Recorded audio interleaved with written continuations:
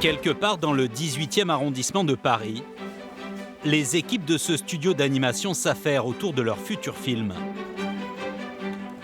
Sous leurs doigts, Mireille l'abeille et Loulou le pou prennent vie. C'est l'adaptation des personnages d'Antoon Kriegs, drôle de petite bête. Un travail de fourmi. La sortie sur les écrans n'est pas prévue avant l'année prochaine. Ça, c'est vraiment les tout premiers croquis, les premières intentions. Encore une fois, qu'on dessine vraiment au crayon, là, pour le coup. C'est une étape cruciale, mais qui va très très vite. En quelques jours, en fait, on détermine quasiment tous les décors du film. 2 ans de travail, 8 millions d'euros de budget, une production 100% française. Nous sommes chez On Entertainment. Le nom ne vous dit peut-être rien et pourtant, C'était une planète. vous en avez forcément entendu parler. Moi qui croyais ne jamais trouver personne qui veuille entendre mon histoire. S'il vous plaît, dessine-moi un mouton. Plus de 20 millions d'entrées dans le monde, 100 millions d'euros de recettes. Avec Le Petit Prince, ils ont signé le succès de l'année. Tu as terminé tes devoirs de la journée? Aujourd'hui, c'est un jour important. Drôle de petite bête entre dans sa phase de modélisation. Et Antoon Krieg, leur créateur, n'aurait manqué cela pour rien au monde. Quand j'imagine mes livres, mes histoires, mes personnages, évidemment, je les imagine en mouvement. Donc, passer vraiment de la 2D, enfin de l'image à plat, de l'image fixe à l'image animée, est quelque chose de très excitant, voire magique.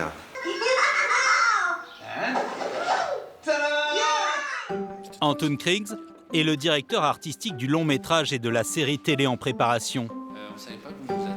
Avec le directeur de production et le réalisateur, ils vont maintenant examiner et valider un par un chaque élément du film. Et le tout en présence des équipes. Bienvenue Claire. Tu es dans le cœur du projet.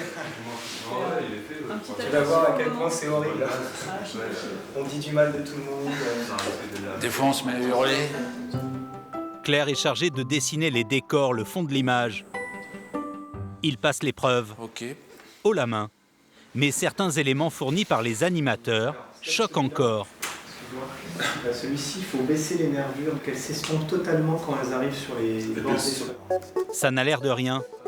Mais le moindre détail repéré sur ces petites télés sautera littéralement aux yeux une fois diffusé sur grand écran. On peut voir un défaut comme ça de texture. Il peut être dans une salle de cinéma, il peut faire 5 mètres de taille à l'image. Donc, ce qu'on voit en petit, on le verra peut-être en très gros.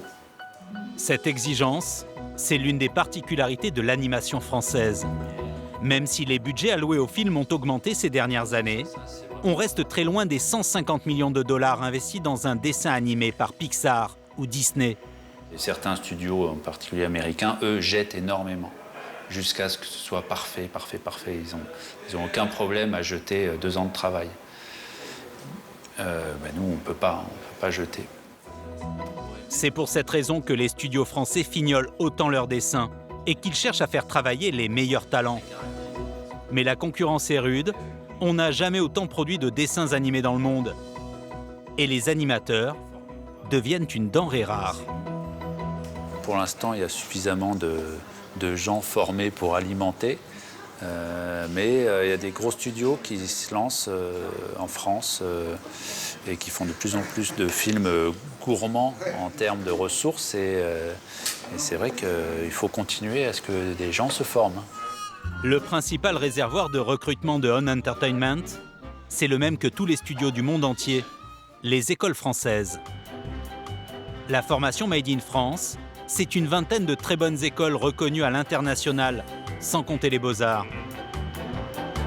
La plus célèbre d'entre toutes, le Harvard de l'animation, c'est les Gobelins, un établissement public.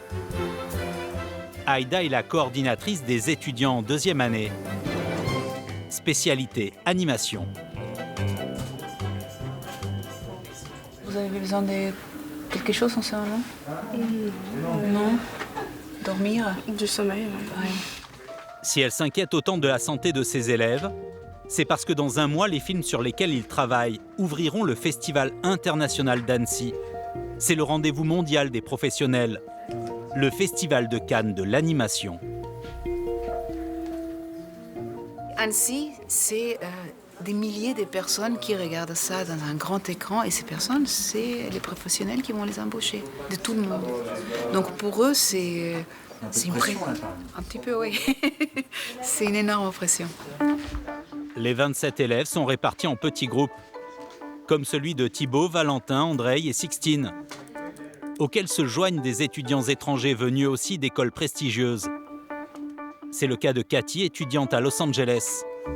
Ils apprennent la chose la plus importante dans ce métier, travailler en équipe. Pour faire bonne figure à Annecy, ces apprentis animateurs ont choisi un thème très osé. On traite la naissance en fait de l'art moderne avec donc là on voit Picasso, le turnaround de Picasso et Matisse qui sont les caractères design. Vas-y, fais voir un peu, ralentis. Ça pète. Putain, t'as bien géré, mec. Merci. Quand Delaunay le gifle, il pourrait attraper un peu d'effets spéciaux sur sa main avant qu'il frappe. Non mais t'aurais voulu que je mette des FX encore sur la main? Je peux faire l'enchaînement, les tac tac tac, les petits cubes. Ça devrait pas me prendre trop longtemps. Leur film façon Pixar retrace une bagarre joviale entre Picasso et Matisse. Un projet très ambitieux, c'est pour cela qu'ils ont choisi les Gobelins. On est en contact avec des professionnels de très haut niveau.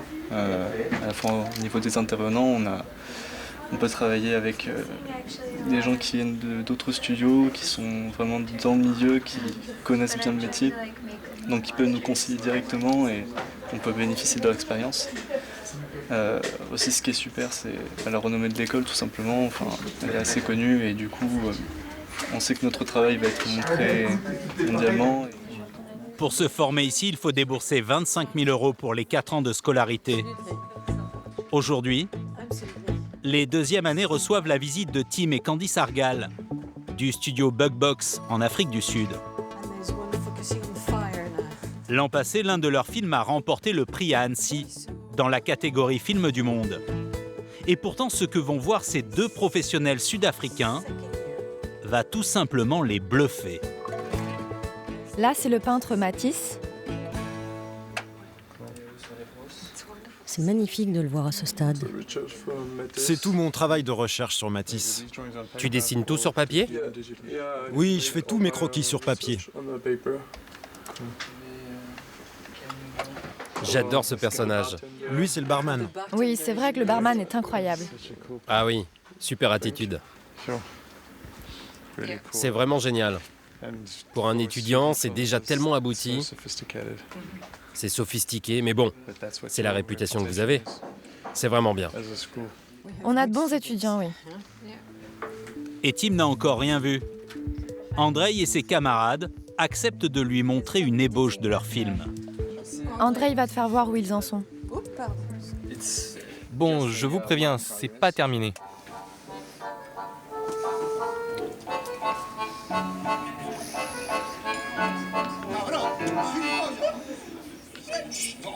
Polissez vos angles, cubistes. Quel d'enfroïsme! Il c'est un homme propre! Ah! En v'là un beau Picasso! Waouh, c'est cool.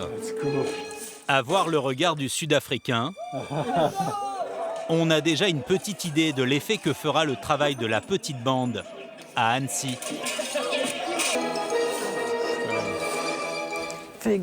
Je suis sidéré. C'est vraiment impressionnant. Quant à embaucher ces futures stars françaises de l'animation, si on avait assez de travail pour justifier de les embaucher, la question ne se poserait même pas. Avoir accès à ce genre de talent, cela nous ferait du bien. Si on pouvait embaucher vos étudiants, ça ferait grandir notre industrie. Cécile Blondel, qui gère les relations internationales des Gobelins, est rarement inquiète après une visite. On se voit à Annecy. Oui, je suis impatient. Chaque semaine, elle reçoit des coups de fil du monde entier.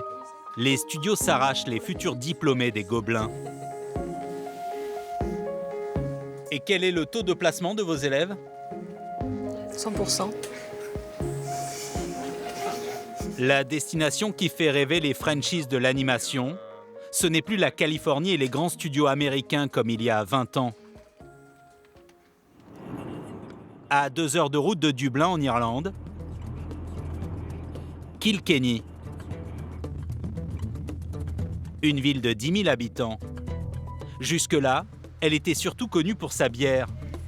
Mais depuis 6 ans, c'est l'animation qui rend célèbre cette petite cité historique. C'est en tout cas ce qui a attiré Chloé, Paul, Emmanuel et Juliette. Tous les 4 sont français et c'est à pied qu'ils ont pris l'habitude de se rendre à leur travail. C'est quand même une petite demi-heure à pied tous les matins, mais voilà, ça nous évite de devenir empâtés et gros au travail, c'est bien. Ils ont décroché un contrat de 9 mois dans la région.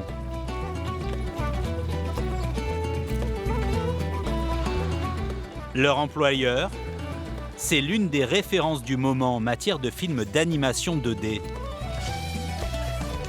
Son nom, Cartoon Saloon.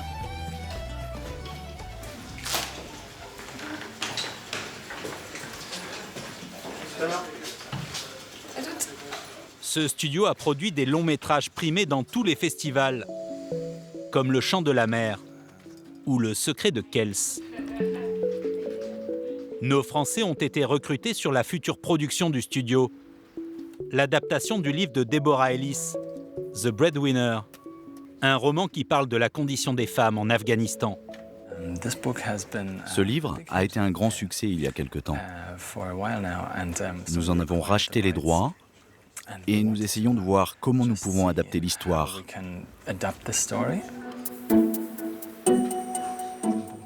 Une quarantaine d'animateurs travaillent sous la direction de Fabian. Il supervise l'animation et recrute les équipes. En tout, une quinzaine de nationalités différentes se côtoient ici.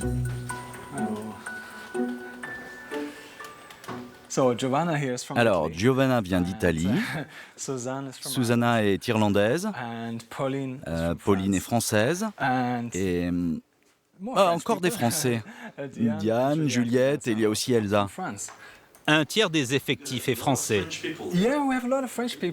Oui, c'est vrai qu'on a beaucoup de Français. Alors, ce n'est pas fait exprès, mais c'est vrai qu'en France, il y a une bonne formation, on trouve de très bonnes écoles. C'est une forme de culture en France. Par exemple, si vous comparez avec l'Allemagne, d'où je viens, ce n'est pas vraiment considéré comme un véritable travail de faire de l'animation. En France, je pense que c'est différent. Quant aux Français comme Juliette, ce qui les attire, ce n'est pas le climat irlandais, mais plutôt les projets qu'on leur propose. Je dirais que c'est plus déjà le studio qui séduit les gens, le fait de pouvoir travailler dans ce studio. Et après, la ville, on s'en accommode parce que le studio est ici. Et c'est parce que, justement, comme je disais, c'est un des rares endroits où on fait encore de l'animation 2D de cette qualité-là. Le salaire est aussi plus élevé qu'en France. 2 500 € par mois au lieu de 1 800 à Paris en sortie d'école. C'est aussi l'une des raisons qui pousse les jeunes diplômés français à s'expatrier. Et comme Kilkenny est une ville plutôt calme, après le travail, les employés font des heures sup. On reste parce que c'est un lieu de convivialité où on a le droit de rester pour être tous ensemble, quoi. C'est un peu une deuxième maison en fait, vu qu'on est tous des expats, on est un peu installés à l'arrache et tout, et c'est ici que tous nos amis sont. Donc, ouais, c'est le salon commun. Au programme ce soir, plat à emporter et série américaine. Let's go. Ok les gars, vérifiez que vous avez bien pris vos affaires, ramassez vos déchets. Et toi, n'oublie pas ton petit ami. Il est presque 22 h lorsque Juliette et ses colocataires quittent l'entreprise pour regagner leur petit cottage. Ils vivent en colocation pour faire des économies et c'est leur employeur, qui les a aidés à trouver cette maison. C'est un peu le revers de la médaille pour ces animateurs français juniors. Une vie au gré des jobs, faite de petits contrats, d'instabilité et de convivialité. Moi, la prochaine ville, c'est une ville au soleil. J'ai passé l'été dernier à Londres, je vais passer cet été à Kilkenny. J'accepte n'importe quoi comme prod tant qu'il y a du soleil, voilà. Il y a Madrid sur la prod de ça. Mais grave, moi je veux aller à Madrid, à Barcelone. C'est pas un... Il y aura du soleil pour compenser le salaire. C'est exactement ça. Malgré les conditions de vie pas toujours faciles, ils ont la chance d'exercer un métier passion. Chaque année, plus d'1 millier de jeunes diplômés sortent des écoles d'animation françaises.